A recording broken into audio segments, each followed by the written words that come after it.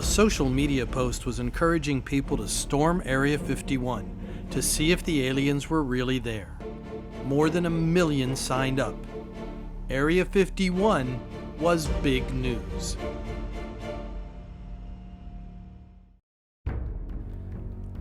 America's vast Mojave Desert holds mysteries and secrets both ancient and modern. From the remains of past civilizations to the trails of pioneers. From once thriving ghost towns to the decaying remnants of old mines. From modern cities to strange military bases.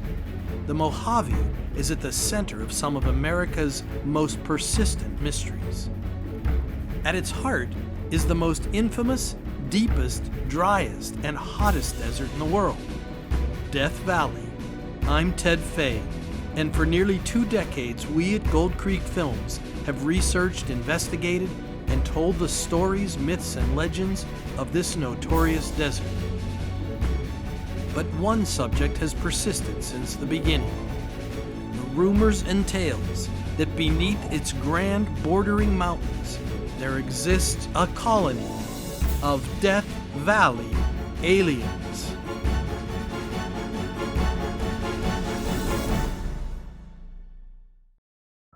For a lot of reasons, it seemed that now was the time to explore the subject. I brought on Gold Creek team member Tim France. Tim's first-hand knowledge of the places and stories of the Mojave is second to none. He seems to have been to nearly every corner of its vast expanse. And when I called him to set up a meeting, he said the timing was perfect. He'd been researching the subject extensively, and he wanted to meet in a park. Been noticing an uptick in these stories and these legends or tales for the past 1.5 years. And then after the Senate hearing with the DOD on the subject of UFOs, there seems to be even more interest in this subject. Some people are even saying that the earthquakes have something to do with it. Honestly, I was going to talk to you about that. Because, we just had the big 7.1 earthquake. I mean, we haven't had an earthquake for 20 years. And here we go, Ridgecrest and Trona, all the little desert towns are shaking.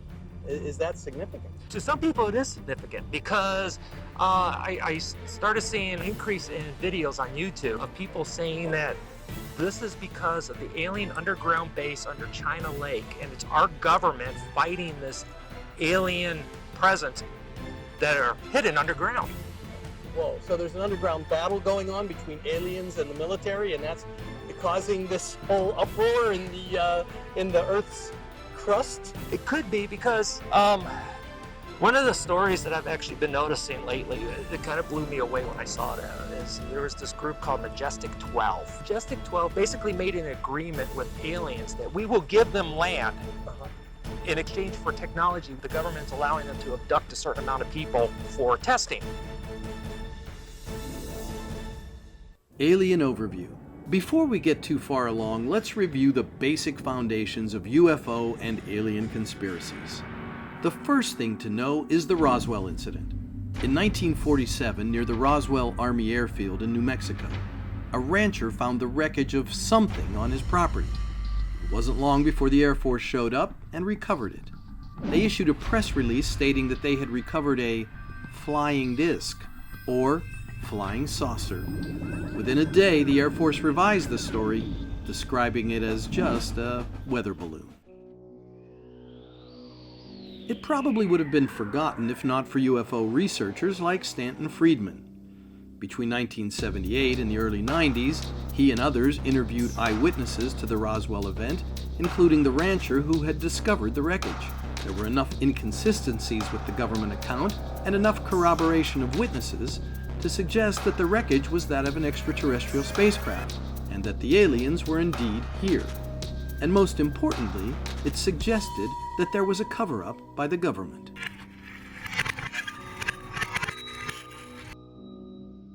Friedman and the researchers used the Freedom of Information Act to gain access to government papers. Former insiders also leaked documents. One of those leaked was an alleged executive order by President Harry Truman in September 1947, shortly after the Roswell incident.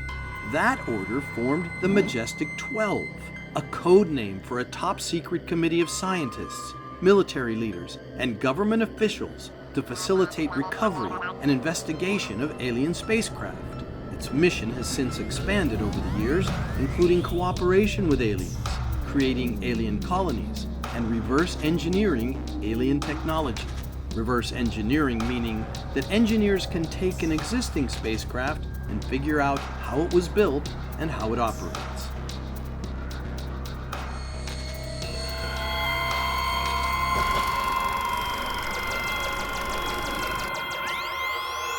Enter Area 51. Though no one's quite sure how it got its name, the official designation is Groom Lake, named for the dry lakebed salt flat that made it the perfect site for a new airbase in 1955. The facility was established by the Central Intelligence Agency, the CIA, to develop a high-flying spy plane called the Lockheed U-2, a, quote, strategic reconnaissance aircraft, end quote, as it was officially called. From the days of this first project, the base has been top secret. It's run by the U.S. Air Force and is within another facility called the Nevada Test Site. In 1955, the Cold War was intensifying, and both the U.S. and Russia were trying to spy on each other without detection. Secrecy was top priority. Groom Lake, or Area 51, surrounded by several ranges of mountains and isolated in the Mojave Desert, was the perfect place to keep new technology out of sight.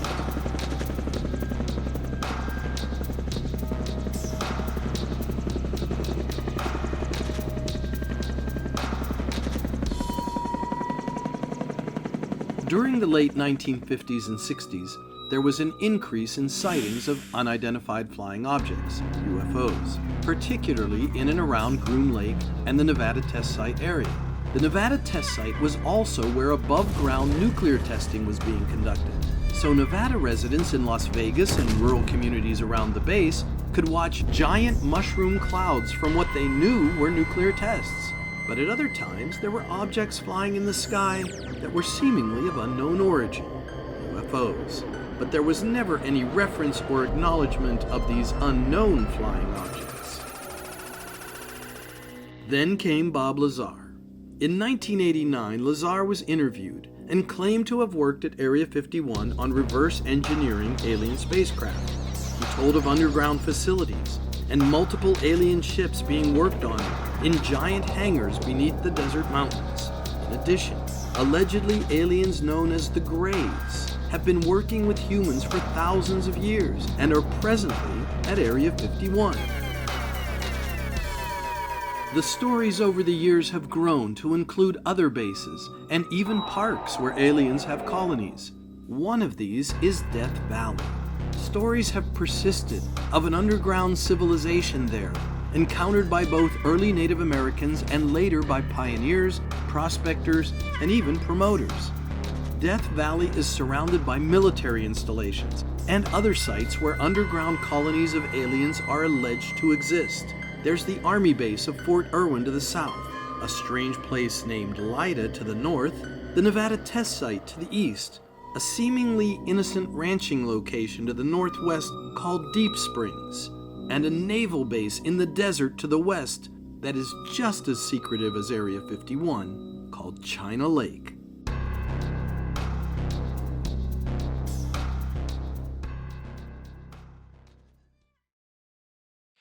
Well, supposedly the aliens under China Lake and under Deep Springs have been violating their agreement. So the U.S. government has started taking care of the issue, supposedly. So you mentioned those places, and you've even said that there's a network of underground tunnels and underground transport systems for aliens and bases and that kind of thing? Yeah, so that you know, little backstory. I have a friend who's really into this stuff. Yeah. With me, I take it as any type of legend, Native American, urban legend. I just take it as a legend. To me, I see it as face value. Right. But again, because of the uptick, I went to my friend and I asked him about supposed underground bases. Right. And this is what he gave me. So What in the world is this? Supposedly, this is a map showing the actual underground bases. The circles are the actual bases, and the lines are the generalized location of where these tunnel systems that connect these underground bases are located. Wow, so they go all over. I mean, from Tulsa to Colorado Springs to Carlsbad to Chihuahua, Mexico. And it looks like Tonopah, Nevada is kind of a hub.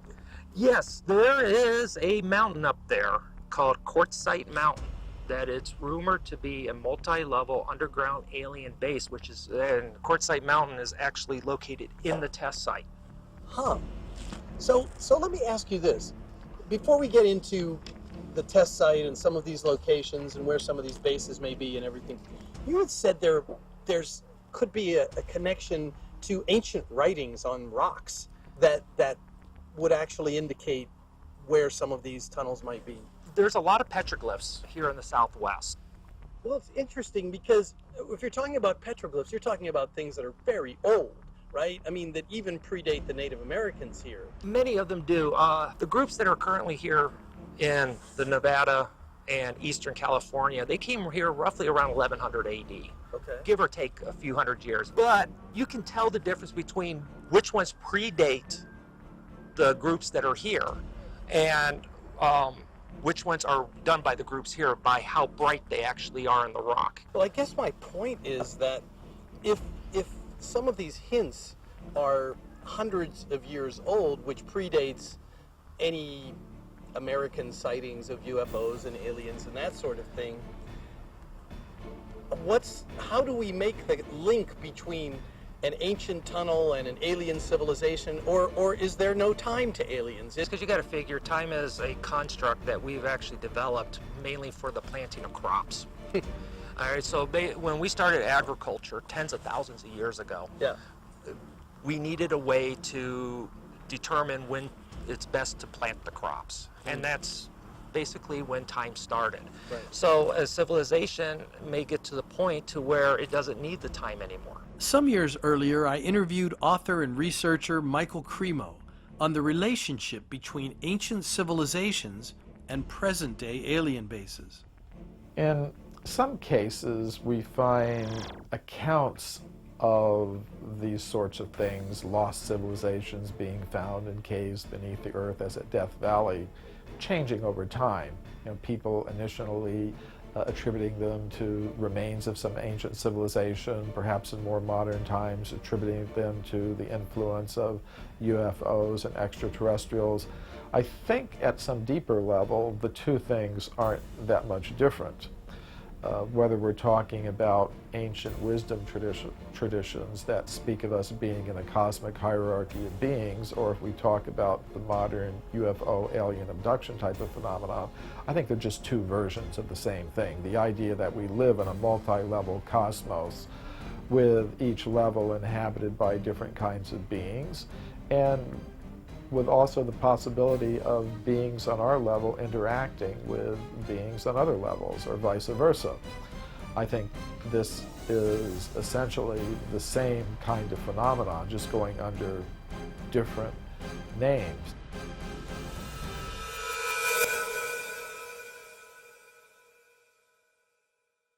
It begins to pose a really interesting question that are there trails that Native Americans or even the petroglyphs would indicate to us that overlap with a map like this that somebody made that would be based on more current technology? Since I started looking into this phenomenon of underground bases and such, I've noticed a link with the traditional ritual sites or spiritual mountains here in the Southwest and followed their links. And it's amazing how many times that they actually will cross over a particular point on this or be very close to an existing underground base. Well, that's amazing, and that actually gets to exactly what this project is all about. Really finding those links between the old technology, as it were, to try to discover and connect with these alien tunnels and bases, and the modern technology and what we know about where these places might be. So in our travels, I understand you're going to be our tour guide, basically, and take us to these places where you believe they not only overlap, but they kind of come in sync, and we actually may be able to see both layers of the ancient and the modern technology in one place. Is that what we're talking about? I'm so intrigued with the native culture and legends and stories. And because I'm a firm believer, every legend has a grain of truth. So there are legends, or there's even petroglyphs of alien or UFO encounters. And the petroglyphs are just amazing because that's just written in stone. That's not forgotten. It's not a foregone conclusion. It's not where, oh, did he remember correctly from his grandfather the story? No, it's actually carved in hard rock. It's carved in stone, written in stone.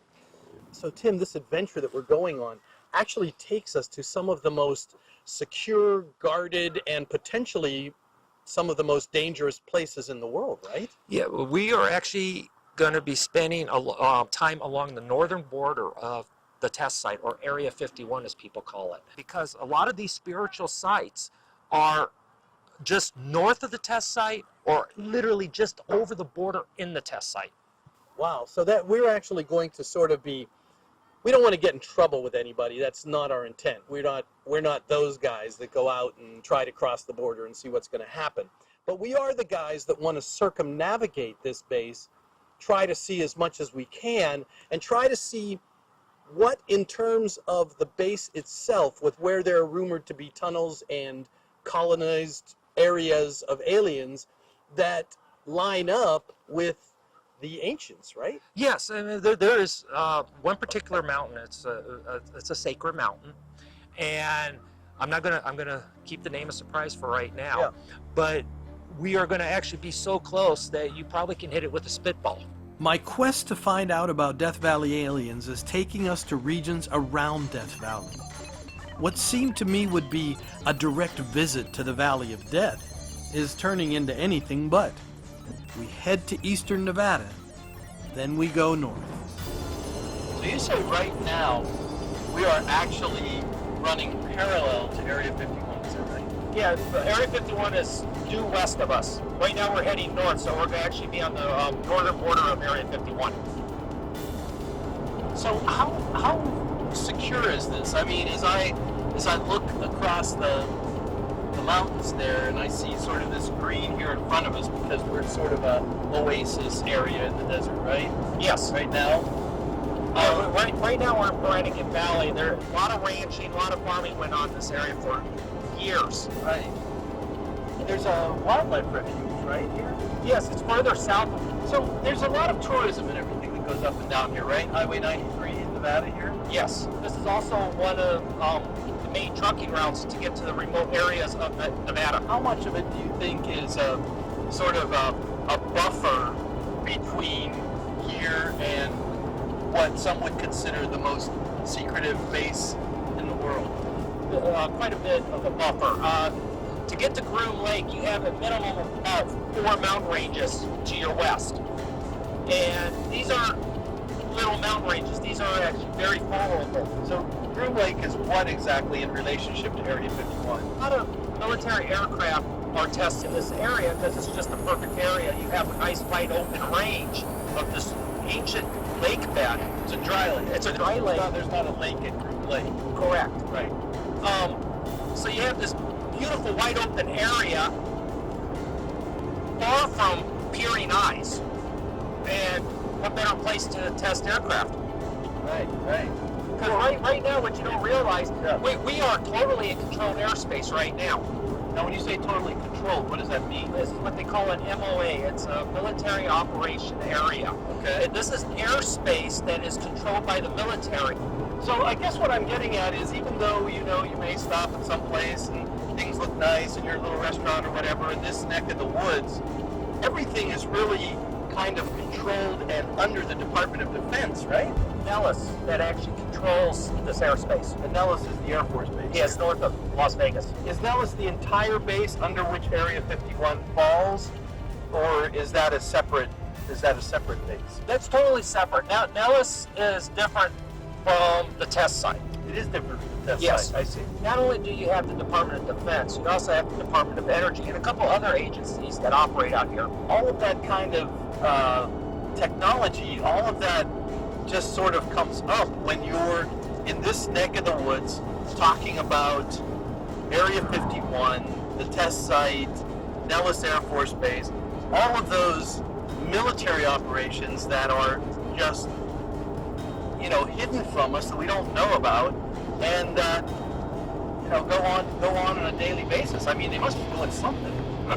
Oh yeah, it's the largest base that doesn't exist. Okay, this is where I want to take you. Now, those Indian legends about craft and beings from beyond the stars Right. was just up here. So, just through this barbed wire fence. Which we get to disengage. Yes. So let me go ahead and open this up and we'll head right in. All right, sounds good. When Tim got out to open the gate, I knew we were starting on an adventure. Remote fenced gates are designed to keep most people out. But Tim had been up in this area enough times, so I figured he knew what he was doing.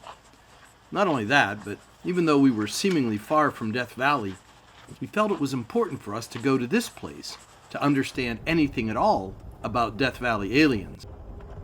Is that Area 51 on the other side there? No, we're a little bit too far north right now. We are about, I would have to say about 10 miles north of Area 51 right now.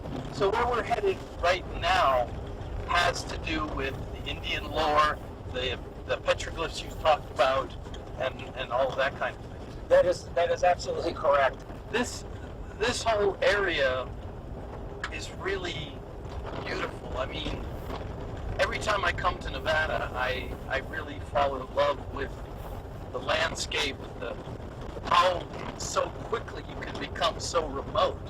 Like, back there is the paved highway, but we've just gotten off for a few miles, and I don't think we've got a few miles yet.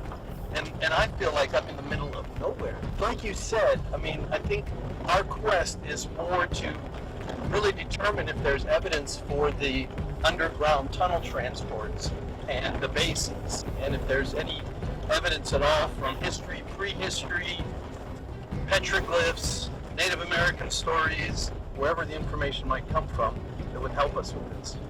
Okay, we are in the Petroglyph area, so let me find myself a parking place.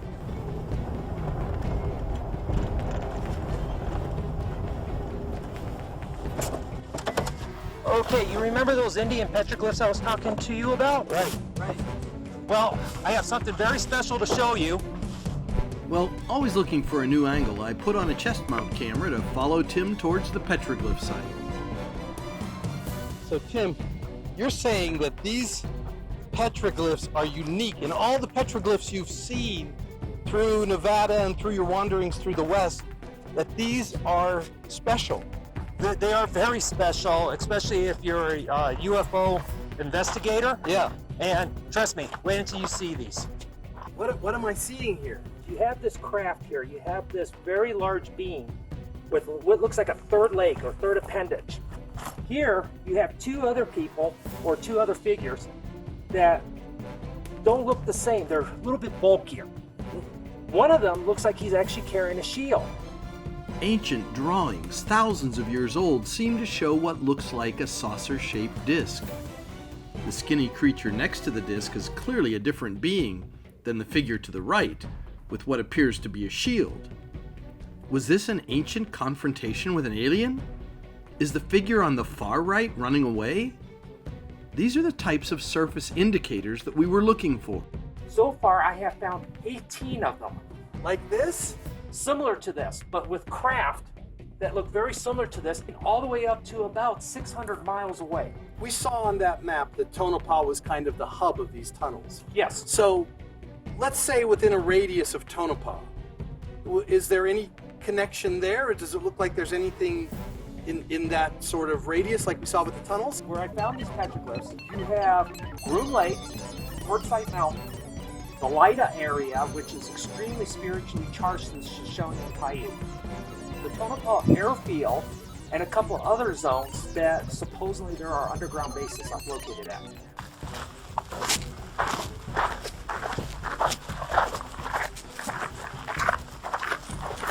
Oh, wow. Tim, so I see this here.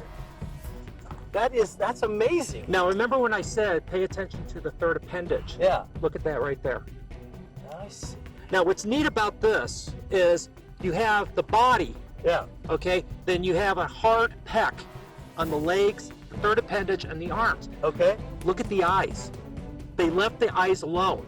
So it's almost kind of like a ghostly, haunted They're look. like there, right? But they're like hollowed in a little bit? Yes. That's crazy. But does this relate to our alien petroglyph? It does, doesn't it? I There. believe it relates to the alien petroglyph mainly because of the third appendage. This is really fascinating. It's like you don't really know what to do. This is another good time to check in with Michael Cremo on the connection between ancient writings and modern UFOs. If we listen carefully to the accounts of various Native American peoples, we'll see that they speak about such things as flying canoes and different kinds of craft that they've seen moving in the air or that are part of their traditional understanding of how the world operates.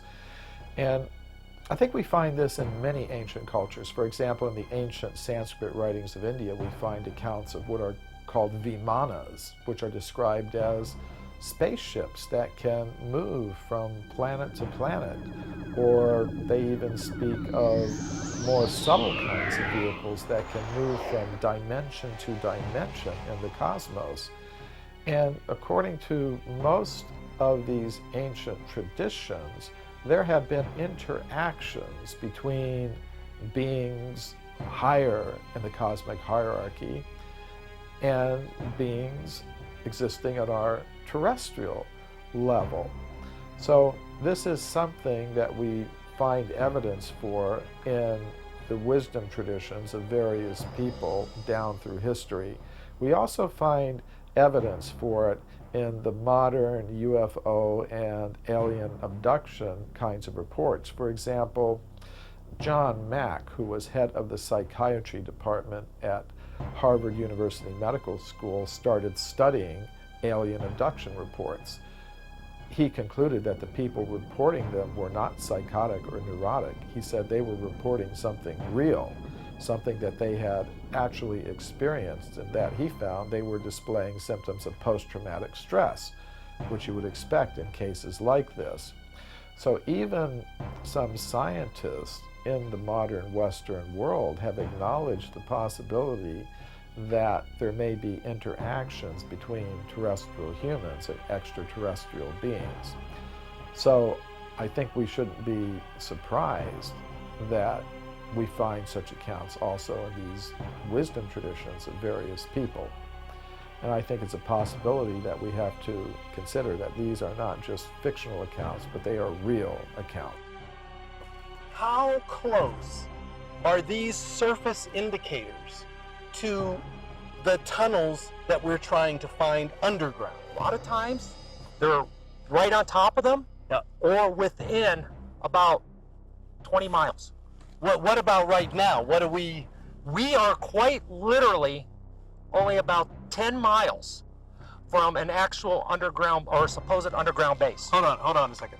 We're right now, these are within 10 miles of what could be an underground base. Yes. And there would be an underground tunnel leading to that. Yes. And Is there any kind of route that we're close to, do you think, pertaining to that map, like we saw the hubs out of Tonopah? We are close to the Tonopah Airport hub. We're also close to the Groom Lake. Now, what's also interesting is not only are we 10 miles away from a supposed spiritual site, Right. we are currently standing on a spiritual mountain. We're going to stay in this area. We are staying in this area. I knew he was going to do this to me. I knew it. So we're going to stay in one of the areas that possibly is one of the most susceptible to alien visitation and possibly within reach of alien colonization on the base that's nearby. Yes. And matter of fact, this is only the first site. All right. Well, I think what we need to do is get camp set up. I agree, because it's starting to get dark. Starting to get dark, And whatever it is that we're going to encounter tonight or not, we need to at least be prepared.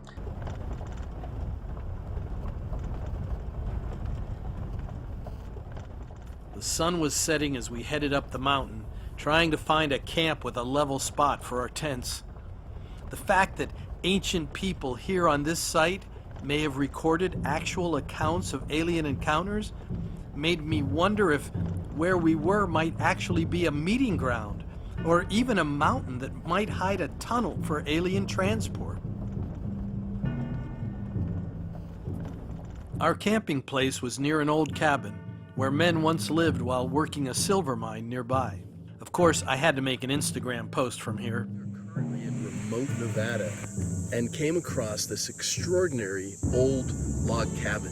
Look at the size of these timbers. This is amazing right here. The size of each one, hand-hewn. It's pretty incredible.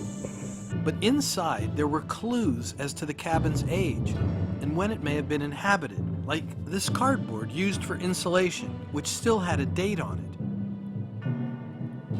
The men who posted this never could have known that just 1 month later would be the greatest stock market crash in history. Maybe in some way this cabin is like what Michael Cremo was talking about. Multiple phases had taken place inside the cabin over time, but it was all here, and it was still the same cabin. As it was getting dark, we set up camp in the most level spot we could find. With so much talk of aliens, both ancient and modern, I felt like I needed to sleep with my boots on in case they paid us a visit. Tomorrow was going to be a big day.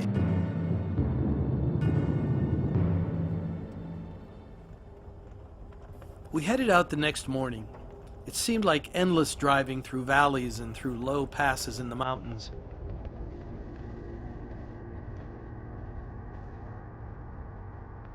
And finally, we hit the highway and headed to the little town of Rachel.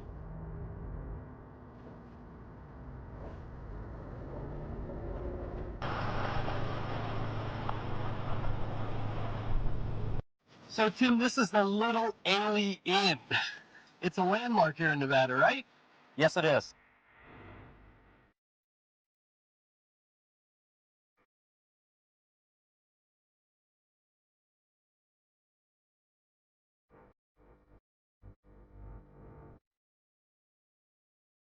A lot of people don't realize it, but Rachel is actually the youngest town in Nevada. So when we came in, we kind of came in from the backside, like most people come in on the highway called the extraterrestrial highway, right? Yes, we actually cut off half the trip by just taking the back dirt roads from where I took you from the petroglyphs. Well, you know what's interesting about Rachel is I was here about 10 years ago, and we did an interview with Pat, who owns the Little Alien. And it was actually Pat that said, under Area 51 are bases, additional bases, which connect to bases in Death Valley. And that's where we first got this whole idea and heard this whole notion about Death Valley aliens, that there really would be a connector of some kind. There's a very good probability that tunnels from several places will go into the Death Valley area. I've heard about a colony of beings supposedly that are there. I can't prove it because I've not seen it. I've been told that there's some on Mount Irish, also in a tunnel. Can they go that far? I'm sure it could be done. What I hadn't paid attention to in Pat's interview until I heard it again for this project was that she mentions Mount Irish. That's where the cabin was and where we had spent the night. So we are here at the Little Alien, and we were seeing if we could go in and talk to Pat again. It's been 10 years later, but Tim, you were telling me something came up. I actually overheard them saying that some people with top secret security clearance are actually be coming here to eat later on. And so we cannot film inside. So people coming here to the Little Alien with top secret clearances, and they don't want anybody else in there. Well, it makes sense. I mean, because we are literally just a hop, skip, and a jump away from the base right now. Right. And this is why this is the epicenter for ufologists and also for people who are trying to discover the conspiracies that are hidden over in Groom Lake. And when you say the base, we're talking about Area 51. Yes. Right, right. And so that's why this place is here as sort of a tourist attraction, the little alien, and it's on the extraterrestrial highway. So they really play it up, right? Yeah, sure, play with the extraterrestrial. Think about it. The state of Nevada is playing it up. Right. Because the extraterrestrial highway is not just a local designation. Yeah. It's actually the name that the state is given to the section of the road. This part of the road. So sure, the aliens are here. Of course, enjoy them. The secret in plain sight, right? Oh, yeah. Right. Yeah, out in the open. Well, we have our next destination is where again? It's Quartzsite Mountain. Quartzsite Mountain. And it's believed to be an alien underground base is actually believed to be in that mountain. And what's interesting is if you go follow Sacred Mountaintop to Sacred Mountaintop, Quartzsite Mountain actually perfectly intersects with a direct line to the from the mountain we were just on to another mountain range that is considered sacred. Wow. Well, I'm looking forward to that. So let's go and talk about this a little bit. We're actually going to follow a GPS map. We're going to actually be doing that. Yeah, we're going to follow a GPS to the location to make sure we don't get lost.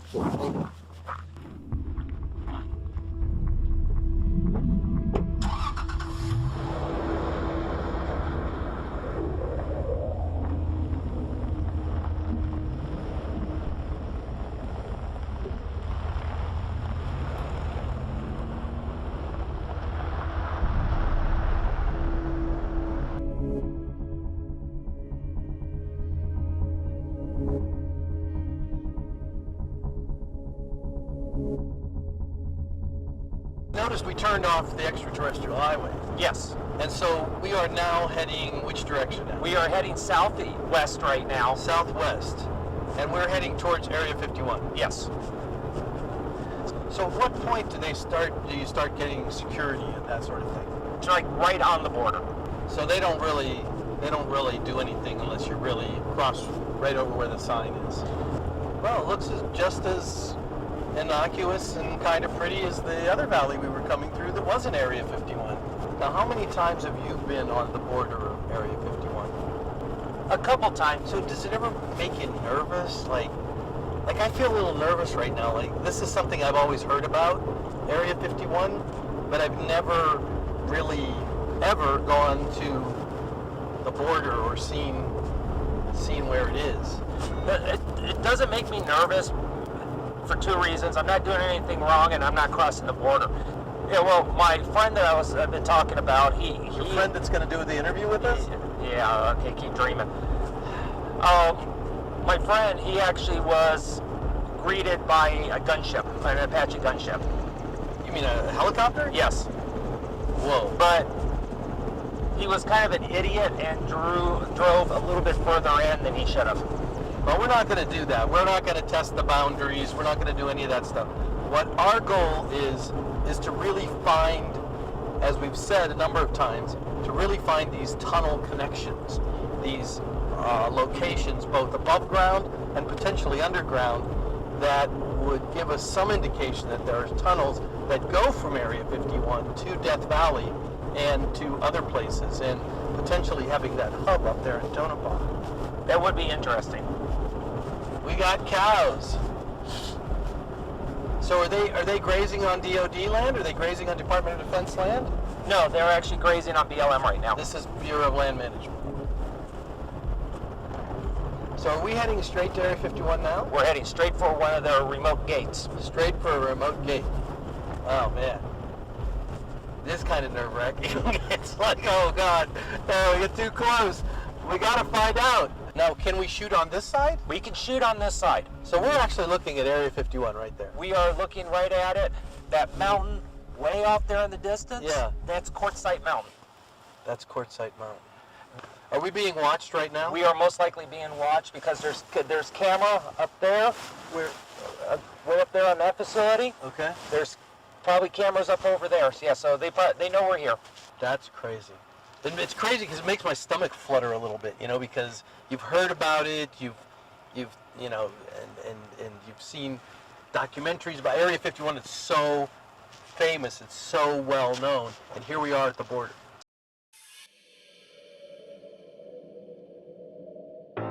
So my question is, when they say photography of this area prohibited, like, would they see us shooting here and shooting into the area? Would that be a problem?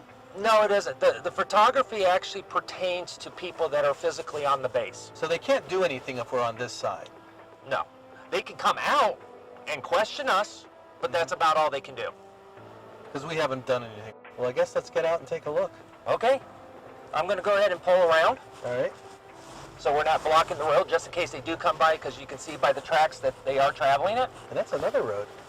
It's a fence line road. Ah, so they can monitor this fence. No, it's so that they have to repair the fence because of the cattle, because the cattle's going to bust up the fence. Because they're going to, you know that saying, everything's greener on the other side? Yeah, yeah, of course. Cows are the epitome of that. Right, right. This is the gate to Area 51. Well, this is one of the gates. One of the gates. But it's got enough signs to let you know. Oh my gosh, Tim, so this is it. This is Area 51. Yes. So Tim, like, I'm actually like quasi trespassing here, right? I'm partly in Area 51. That just means they'll arrest your hands. Oh, great. But clearly they don't like pictures around here. No, and that's why I kind of like to have us hurry up and finish this. Yeah, yeah. Because yeah. we don't know how they're going to react to us. They may be nice. They may be a little bit mad. Mad. Yeah, yeah. But it's incredible though that we're here, and you pointed out, you said that mountain down there, that's Quartzsite Mountain there that we can see? Yes, that is Quartzsite Mountain. Yeah. And that is where the supposed underground alien base is located. I see. So we could actually be looking at an area right now where they have stored the aliens.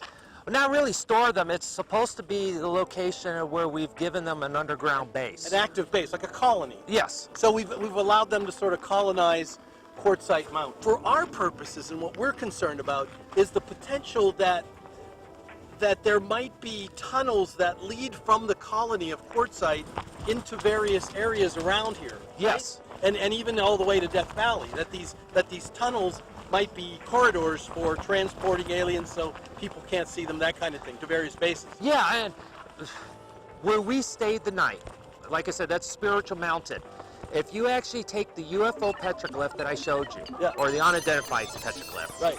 and you actually run a straight line, it actually goes through Quartzsite, right past Lida, through Deep Springs in California, over to where there's another UFO petroglyph. So it's like a straight above ground ancient pathway. Yes. And we believe that may parallel an underground pathway that either may be as ancient or follows that path. Yeah, because it has two focuses. First is you have these weird alien UFO type glyphs Right. that you really can't explain. And then on top of it, you listen to the Shoshone Paiute legend, it's following the spiritual lines. Right.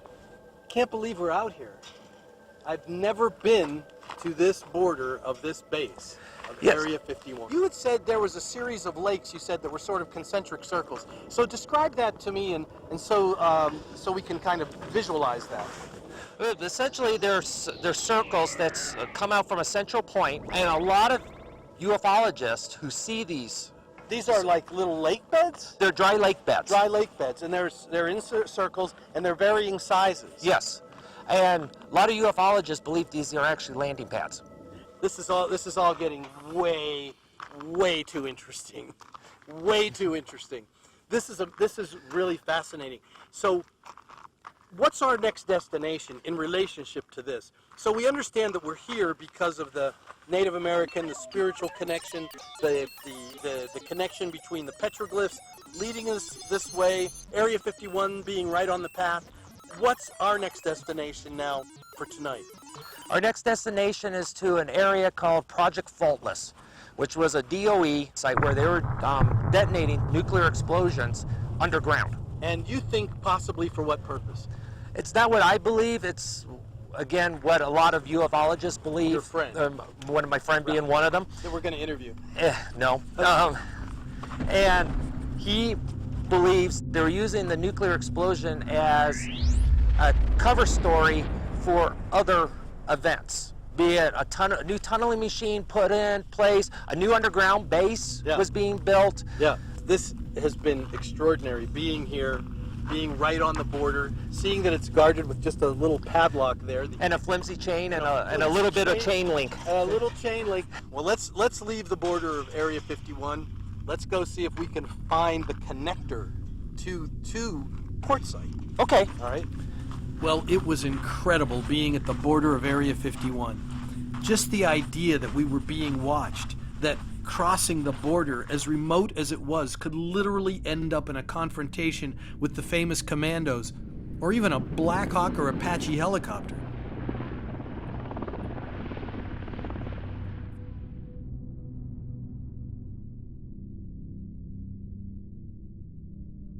We've been driving for a while now. We turned off the camera and we turned off sound and everything just so we could keep driving. But it's been a while since we've seen anything like services. And certainly back here where we are in these dirt roads, this is really, really remote Nevada. Yeah, as a matter of fact, we don't see services until Eureka, which is about another 150 miles away. Wow. Now, remember I told you about the network of runways that were used for the projects out here, for the Project Faultless and the other board? Right. We are currently right now on one of the runways. This was one of the runways? This was one of the runways. It was actually a section. It was actually an X-shaped runway. And then there was another runway that ran parallel over this direction here. Man, it has been such a ride out here. Where are we? Are we getting there, Tim? Yes, we are actually turning right now. Project Faultless. Oh my gosh. Wait, look at this. Is great. Look at this. This is like a transition into another world. Look at that mountain ahead of us. This dirt road through this little cut in the road. I mean, it looks like we're going into another land, honestly. Well, wait until we get on the other side. Glad I took my nap earlier because I'm wide awake now. But nothing will get me more awake than trying to find these tunnels connected to Area 51.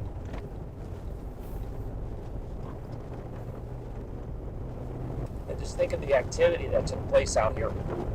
All of the activity, nuclear activity, people running around with a bomb, a nuclear bomb out here.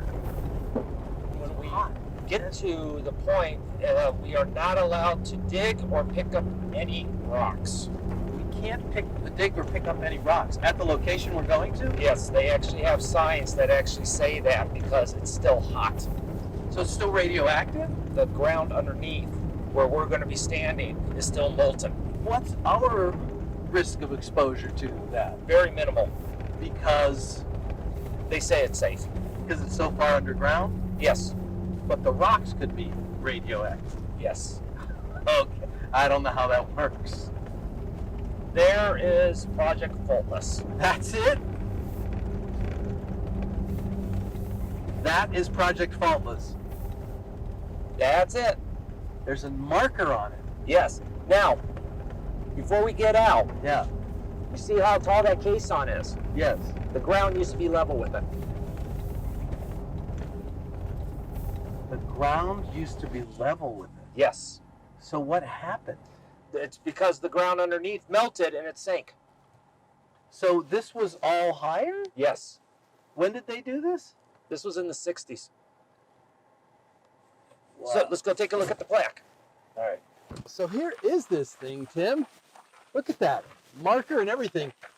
A nuclear detonation was conducted below this spot at a depth of 3,200 feet.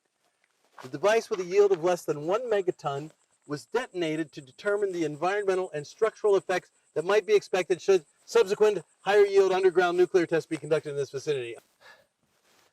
That's a lot of words. Yes. That's a lot of words to tell us what they were doing here. They lowered an atomic bomb into the ground right where we were standing. There were measuring devices around the site. They wanted to see how the bomb would affect the surface, and if there were in fact faults that would be impacted by the blast. The aerial shot here shows the moment of explosion and how the ground actually sank. Today, it's obvious that Ground Zero sits in what is essentially a nuclear-made crater. But we know there are other reasons why they might have put this here, why they might have done this particular test here, right? There are other reasons. Yeah, it has been speculated by my friend and some others that this was one of the connecting tunnels to the alien underground base network. Right. A problem arose. They don't know what problem it was, but all they knew was they believed that this was drilled, a nuclear weapon was lowered in there to seal off the tunnel. That was one of the theories. The other theory is that they lowered these new TBMs, tunnel boring machines, underground. Like those really big round ones that, Yes. that cut away. But what they believed is this, plus also all the other drill holes, were used to lower these new drilling machines to build an underground base. These drilling devices were are supposedly new ultrasonic ones that vaporize rock. What's really fascinating is that this place really could be an underground base, could be an underground tunnel. We could have aliens 3,200 feet below us, or at least a tunnel to Quartzsite, maybe, right? The base over on Area 51. What about our mystical lines over the Native American, the petroglyphs? Now, the petroglyph panel I took you to is a little bit further south than this location. All right. But there is another one, quite literally 22 miles over this hill. Okay. Okay. And its line connects directly up to a spiritual line. So we're pretty close to just being on the route, either to the Nevada test site, to Area 51, or within the spiritual connector of the petroglyphs. Yes.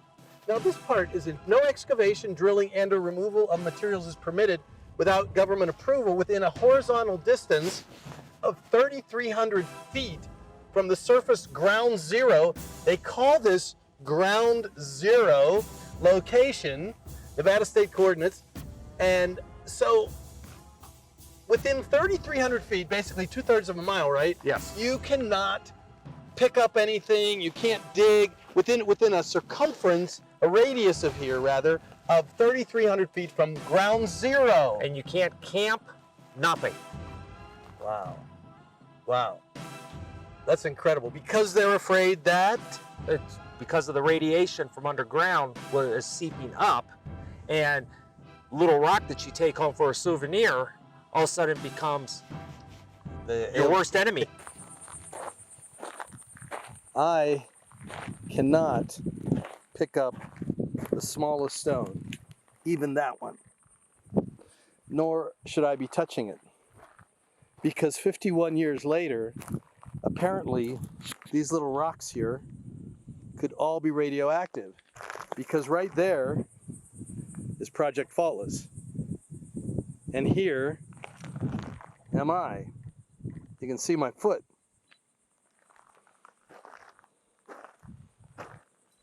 None of this can be touched. This rock here, I am prohibited by law from touching that rock right there. And so I didn't. But it really makes you wonder why. Is it just because all of these rocks are radioactive? And then if they are radioactive, then how is it possible that this site is safe? So it makes you wonder then, well, if it's safe and they're not really radioactive and I can be in here, but I just can't pick up a rock, did they just make that up? Did they just make it up that it's radioactive and I can't touch a rock to distract me from the fact that underneath that thing right there is an alien base or an alien tunnel? Is that what they're doing? Tim was doing the drone shot, and I was getting a little behind the scenes while I was exploring the radiation here. But Tim, tell us the problem with you getting this drone shot. The problem is when I get above the casing and start hovering above the cement that's over there, on the cement plug, all the electronics inside the drone go haywire. Whoa. They literally, but then when you get away from it, it's okay? When you get about 25 feet away, there's no problem. But any closer, and especially on top of it, the compass goes haywire. The IMU, which is a control system to determine where it is in space, goes haywire. It loses all GPS satellites. It's just very strange. Right now, this just happened. Yes, actually, it's happened twice. Both times I went up above the drone, or above the casing. Because I saw you were frustrated. You were frustrated at one point. You're like, oh, why isn't this thing working? Is that what it was? That was it. So Tim flags me down while I'm out here looking at this thing and says he's got an idea for how to check what's going on. What's going on, Tim? Okay, I have an EM meter, electromagnetic meter. Basically, it reads how much electromagnetic discharge is coming off of an item. An electromagnetic discharge. What would that be? What would be an electromagnetic discharge? Such as a electrical wire, a paneling, a bad light bulb. Like a solar panel or electrical panel? Electrical panel. Like an electrical panel, okay. Okay. Anything dealing with electricity that generates electricity. Yes. Something that generates electricity. Regenerate electricity. The planet itself, its background EM radiation is anywhere from 300 to about 400 milligauss. Okay. All right. So I wanted to see what was causing the drone to go haywire. Okay. So I pulled out an EM meter, and if you come here, okay, we're pretty high in this area. At this point, we're 900, but watch what happens when we get closer to the caisson. Okay, it's going crazy. It's going up the higher we go, and the longer we sit here, the higher it will become. At one point, I had it up at about 2,900 milligauss. So what does that tell you about this thing? It's generating some type of electromagnetic field. Matter of fact, when I did it last time, here was about 1,200 milligauss. So it's actually dissipating now. Whoa, so it's some sort of field that goes in and out. Yes, it's actually fluctuating. Maybe with aliens beneath us that are generating electromagnetic fields in and out as they go through the tunnels. But what's amazing is the higher you go, the higher it goes. The higher it goes. And that's where the drone was going haywire. Wow. Because the drone's going to cease working. Its collision avoidance system, its compass, all that is affected by EM. Whoa. That's so crazy. This thing, had you ever seen it go like that? Can we see it one more time? Sure. Had you ever seen it go crazy like that? Only when I put it next to an electrical box when I was trying to find a blown fuse. So we got low in the 500s. And we're just steadily climbing the higher we go. Let's see, let me get in there. That is just like going nuts. Is that going nuts to you? Yeah, it is. Because like I said, background's anywhere from 300 to 400. And now we're going down, so we're going down the caisson.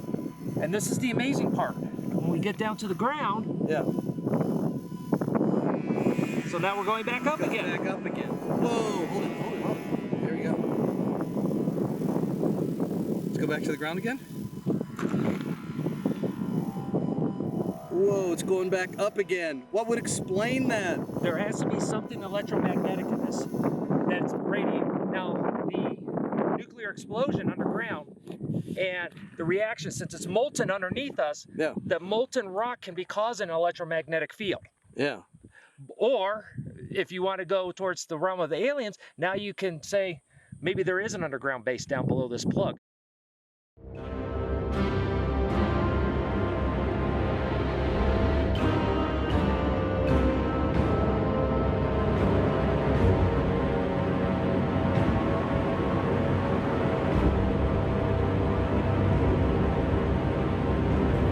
Tim, that was incredible. That was one of the most fascinating experiences I've had in the world of aliens here. This is really interesting. It's actually pretty surreal, and to think that this is not on a government facility. That's the amazing part. That is the amazing part. Though we had to go through a government facility to get here. Yes, and they still monitor the area. And I'm sure they do, because they have those restrictions. I couldn't touch the rock, if you remember. Yeah, last time I was out here, they had more signs, more signage. Maybe it was causing too much Yeah, people are just starting to see it, and they figured if it's less obvious, less people will come out. Right. Okay, so here's my assessment of this place. 1, okay, you detonated a nuclear bomb for some reason. 2, your explanation of the reason on this historical plaque makes no sense. Or it's just convoluted enough to be a little confusing. They say it's about, could this area withstand more nuclear tests? So it was like a test for tests. Yes. So, okay, whatever. And then thirdly, you go out and you get this command that you're not allowed to touch these rocks because they're radioactive, but oh, we don't have this fenced off or anything. It's okay for you to come on out. And then you are doing a drone B-roll for us, and I hear you going, what the heck is going on? And your drone's going out of control. Zeroed out the ground, and it thought that it was coming in for a landing, and it was coming in for a landing very fast. Right on the top, would have been on the top of the Project Faultless marker. Yes, and right there, the case-off. Yeah, it would have came right down on that, and it would have hit hard. And then the 5th thing that happens is, well, I decided to take my ghost radar over, which was going spastic, by the way, and then you see me do that, and then you're like, well, let me get the real thing. Let me get this EM monitor, which again is, EM stands for Electromagnetic. Electromagnetic monitor. And then this is the 5th piece of evidence. The 5th thing that happens is what? It just goes haywire. It goes nuts. It goes up, and the higher you fill up the caisson, it gets stronger, which in reality it should be getting weaker. Project Faultless is a mysterious site. Could easily be a portal, could easily be significant in the world of aliens, extraterrestrials, tunnels, and the fact that evidence 6 is that it's pretty close to being on the mystic Petroglyph trail. Project Faultless is an amazing place. And for that reason, we're not going to actually give the exact location of any of these places that we visit. But we feel like what we're doing is gathering evidence to suggest that these tunnels may exist, that aliens are transported back and forth from to these bases. Maybe not on Area 51, but we've come to a very, very interesting part of Nevada and the secrecy behind these bases, tunnels, and aliens.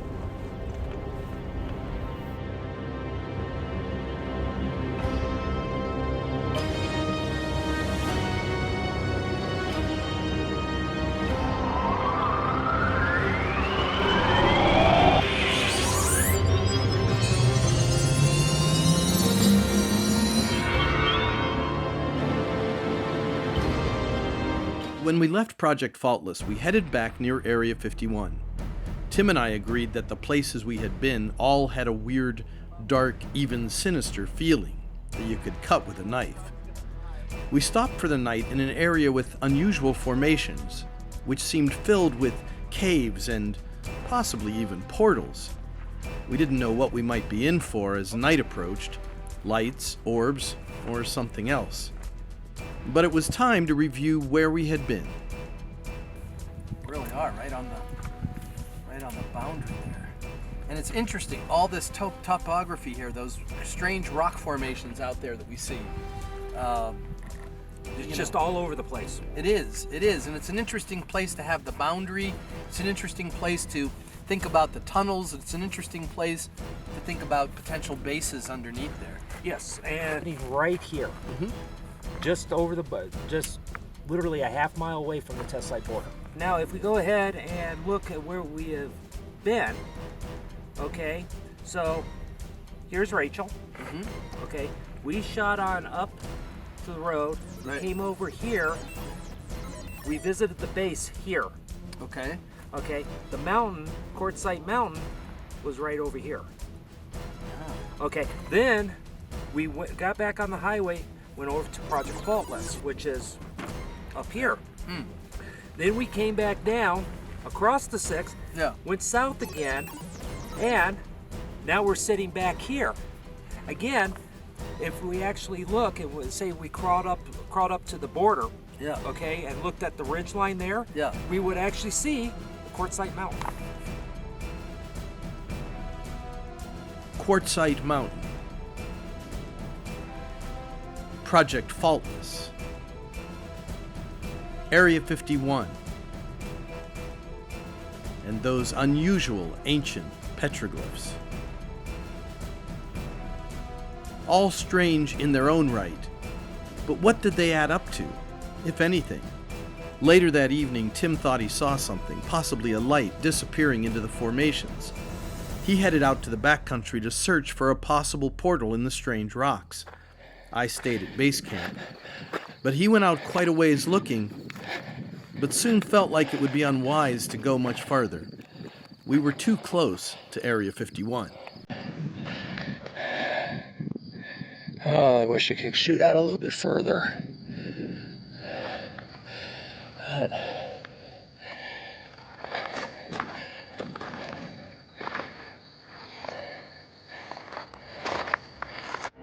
Tim made his way back to camp, and I went out to meet him. And that was the end of the hunt.